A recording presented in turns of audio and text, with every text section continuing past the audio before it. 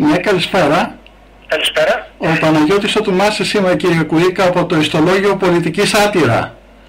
Τι κάνετε, κύριε Τουμάση, πώς είστε? Έχουμε να τα πούμε από τις εποχές που είχα την εκπομπή στο Contra Channel, το Terence Blogari. Πραγματικά, και σας παρακολουθούσα ανελιπώς και από παλαιότερα και από το ραδιόφωνο που σας παρακολουθώ σε όλη σας την πορεία, πρέπει να σας πω. Σας ευχαριστώ πολύ, κύριε Τουμάση. Και εγώ σας ευχαριστώ.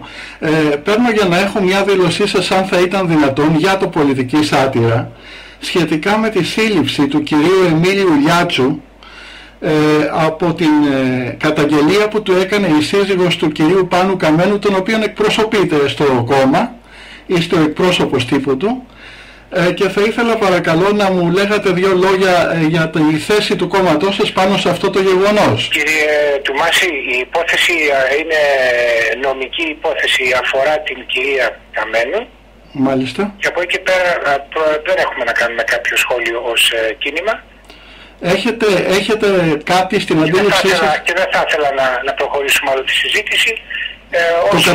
Το κατανοώ και... Αλλά διότι καταρχήν η συνομιλία μας καταχωρείται, μαγνητοφωνείται. Πράγματι έτσι είναι. Πώς, τι? Για να την προβάλλουμε στο ιστολόγιο Πολιτική Σάτυρα, είναι μια δήλωσή σας που περιμένουμε να έχουμε. Μέχρι εκεί. Αυτή είναι η δήλωσή μου και δεν έχω τίποτα παραπάνω. Πολύ ωραία, το κατανοώ και ευχαριστώ πάρα πολύ. Και εγώ σας ευχαριστώ πολύ. Καλό απόγευμα. σας βράδυ, και οι bloggers γερά στη μάχη για τους ανεξάρτητους Έλληνες. Είμαστε και μας έχετε στηρίξει με την πολύ ωραία εκπομπή ο Terence Blogari που ανυπομονούμε να ξαναγίνει. Πάρα πολύ. Γεια σας κύριε Terence. Γεια σας.